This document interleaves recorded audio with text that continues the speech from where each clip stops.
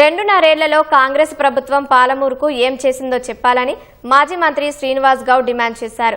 ఇచ్చిన హామీలను అమలు చేయడంలో కాంగ్రెస్ ప్రభుత్వం విఫలమైందన్న శ్రీనివాస్ గౌడ్ అబద్ధపు హామీలతో రైతులను నట్టేటా ముంచిందని ఆరోపించారు.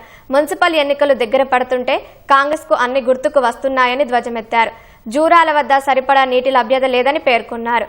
తెలంగాణ వాటా జలాల ఏపీకి ఇవ్వకుండా పోరాడి పాలమూరు జిల్లాకు సీఎం న్యాయం చేయాలని శ్రీనివాస్ గౌడ్ డిమాండ్ చేశారు.